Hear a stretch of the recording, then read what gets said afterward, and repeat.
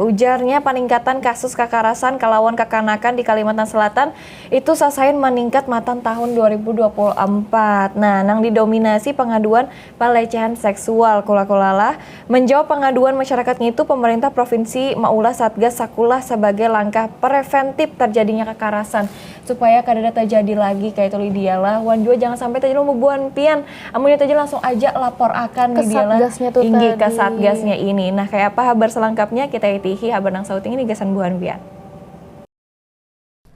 Kenaikan kasus pelecehan seksual kelawan kekanakan berdampak pada meningkatnya kekerasan masyarakat.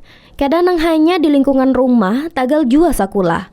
Faktor rendahnya pengawasan, pengetahuan keselamatan diri kekanakan, lawan masih kuatnya budaya tutup menutup kasus menjadi pemicu utama. Menanggapi situasi ini, pemerintah Provinsi Kalimantan Selatan bersinergi mengambil langkah hancap. Mula Satgas Perlindungan Anak Matan tingkat sakulah. Satgas ini diulah gasan mencegah kekerasan dini, lawan melakukan pengawasan di lingkungan sakulah, serta menjadi titik pelaporan yang nyaman diakses oleh bubuhan siswa. Gubernur Kalimantan Selatan, Muhyiddin, ditemui dalam kegiatan Temu Forum Anak Daerah Provinsi Kalimantan Selatan menegaskan, pembentukan Satgas Sakulah merupakan bentuk kepedulian pemerintah atas peran serta wan kontribusi bubuhannya dalam mencegah kekerasan.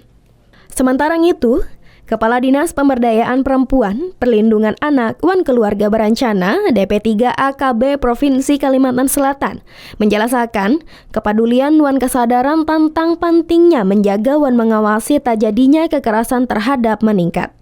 Diharapkan, kehadiran Satgas di Sakulah menjadi temeng penambahan gasan kekanakan supaya terlindung matan bermacam bentuk kekerasan, khususnya pelecehan seksual nang angkanya sesain mengkhawatirkan.